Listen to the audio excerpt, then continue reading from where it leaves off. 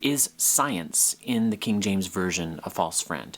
It occurs 2 times, I happen to know. Somebody just asked me about this, somebody on YouTube or somebody on email, I don't know. I want to see how quickly I can establish what science meant in 1611 in the context in which it was used in the King James, what people are likely to understand it to mean today, and how it might better possibly be translated. I'm not yet certain this is a false friend, but I'm just about certain.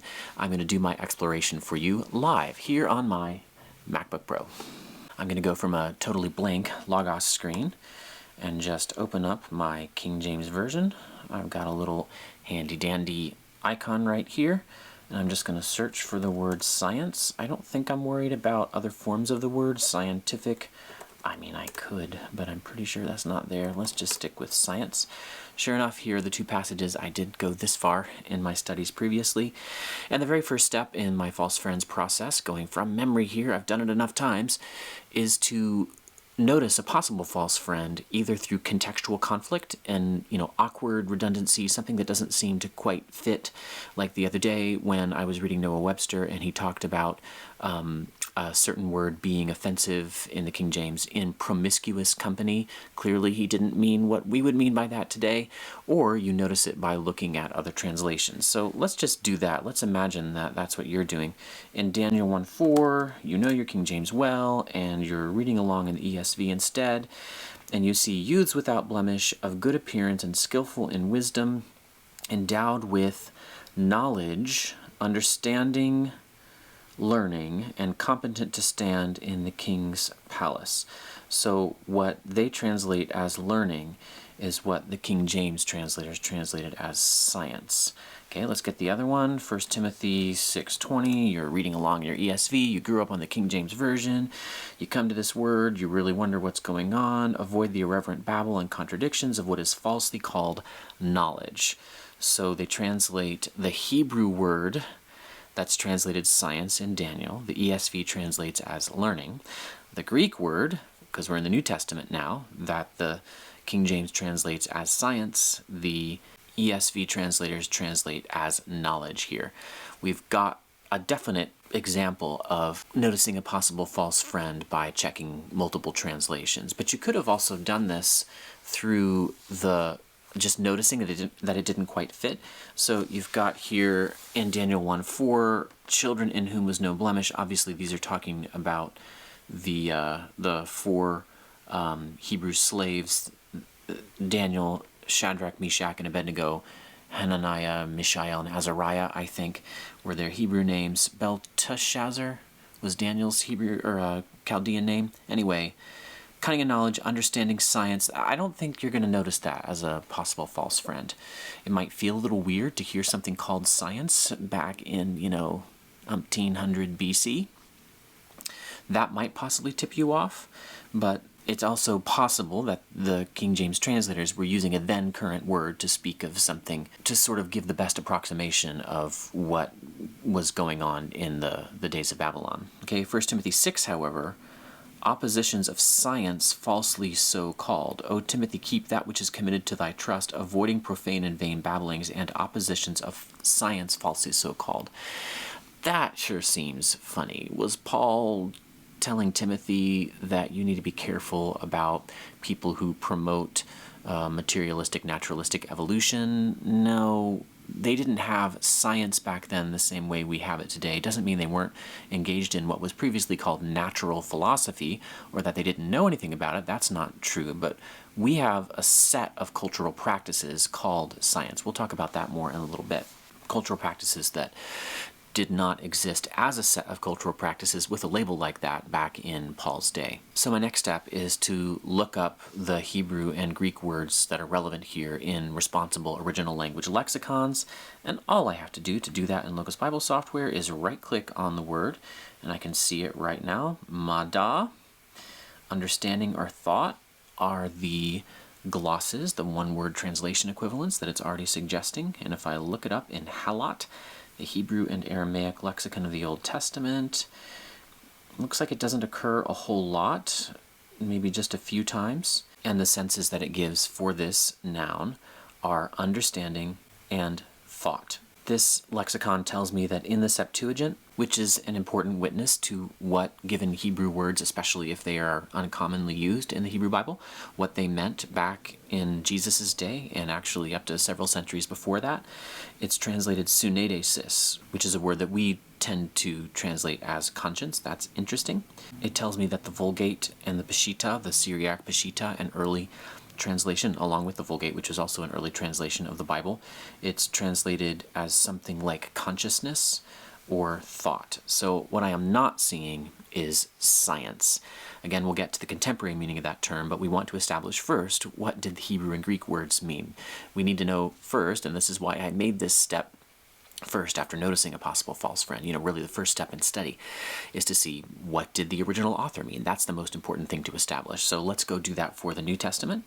If I go to my King James and right-click on the word science, I see gnosis. So I know that word already, but if I do a Bible word study, this is translated knowledge everywhere in the King James.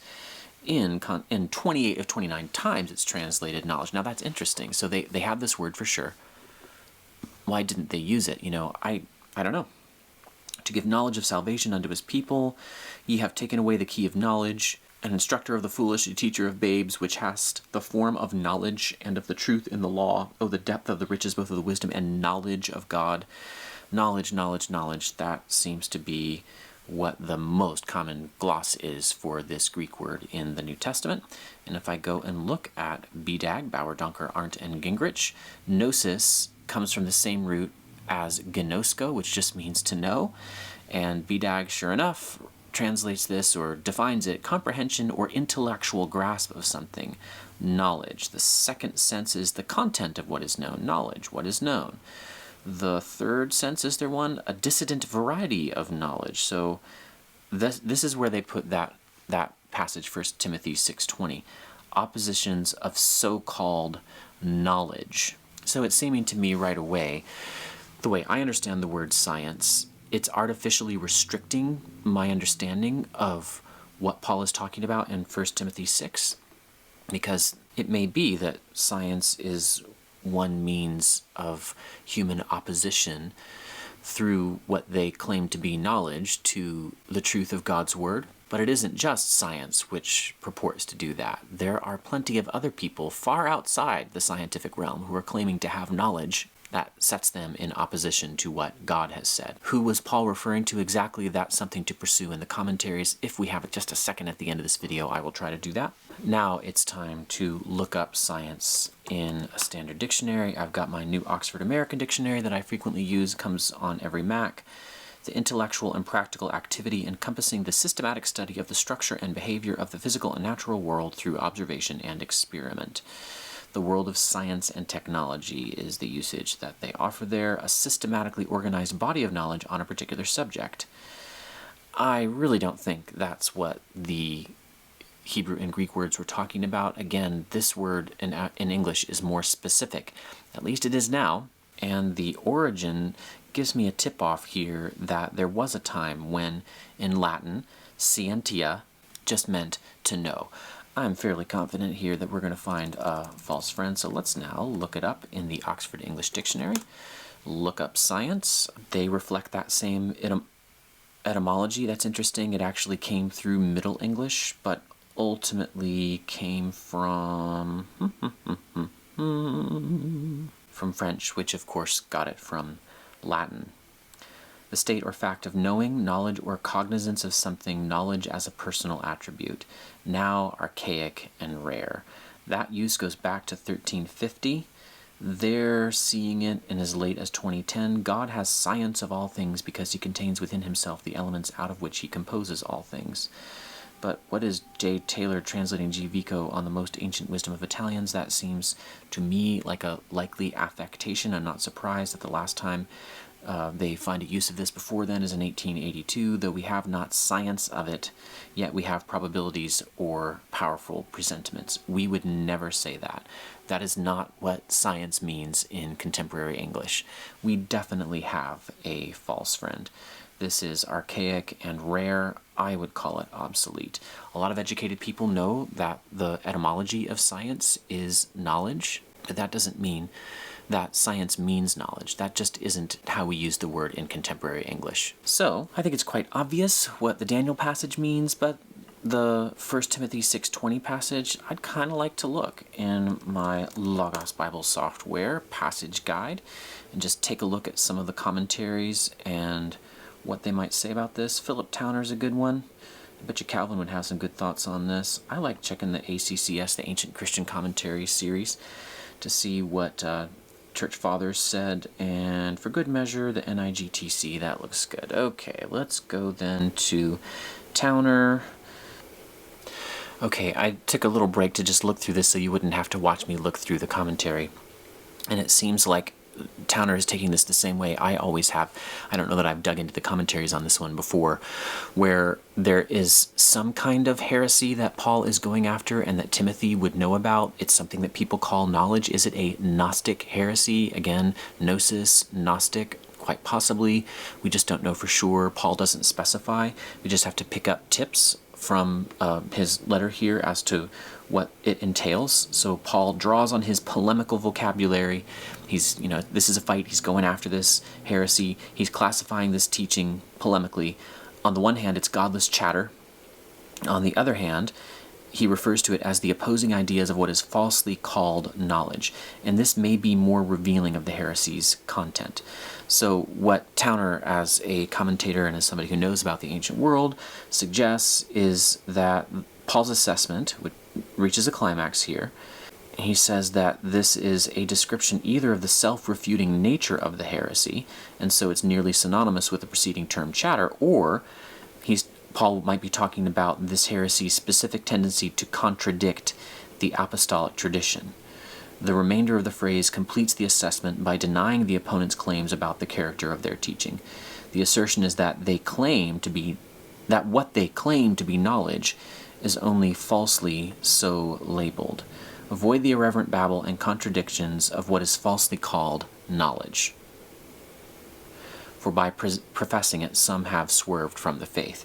Now, is this true of science as we know it today? Well, yeah, I think there are some people who have swerved away from the faith in part because of science. I'll never forget reading George Marsden's, I believe it was his book, Fundamentalism in American Culture. Ooh, I really need to go back and find this citation, where he does trace some of the liberalism in mainline Protestantism in America back to Charles Darwin and the acceptance of biological evolution. I did take a little time to look through the Ancient Christian Commentary series, and I wasn't seeing anything kind of determinative either way, whether this is talking about science as we understand it or not. Again, I have to say, how could it be, given that science as we understand it did not exist back in the time of the Church Fathers? But now let's look at the New International Greek Testament commentary. He really doesn't add anything here. He just supports the translation of it as knowledge. It's interesting that in the New Testament we have repeated instances of Paul talking about heresies that we don't really know about. That is, we sort of are listening to one end of a phone conversation, as some commentators and theologians have said. So all we can do is pick up hints from the Bible text, and how could I apply this today? Well, honestly, if I was preparing a sermon, I'd want to spend a little more time on it. I try to do this off the cuff, but I don't like to land the plane on mere technical knowledge. I want to see if I can deliver some application. So we've got Paul saying here that Timothy is supposed to guard the deposit of sound doctrine, I presume, entrusted to him, avoid the irreverent babble and contradictions of what is falsely called knowledge, for by professing it some have swerved from the faith. That has to exist still. Irreverent babble, does that exist? Yeah, for sure. I definitely hear it out there on the internet. And the contradictions of what is falsely called knowledge. I think I would actually, as an applier or preacher of this passage, want to take people to the way that science has been used as a body of, quote, knowledge. There's a truth claim there that's supposed to wipe away the authority of the living God through what he said. And so, interestingly enough, this little false friend might tip me off to a means of application, but it isn't the only one. And there are bound to be places in the world where faithful Christian preachers should not apply this to science, because that's not the temptation that their people face. That's not the body of knowledge of falsely so-called. That is threatening the faith of Christians. But because here in the West that is the main body of knowledge that is threatening the faith of Christians, I think that would be a suitable application. I hope that helps, and I hope thou now understandest what thou readest in the King James Version a little better.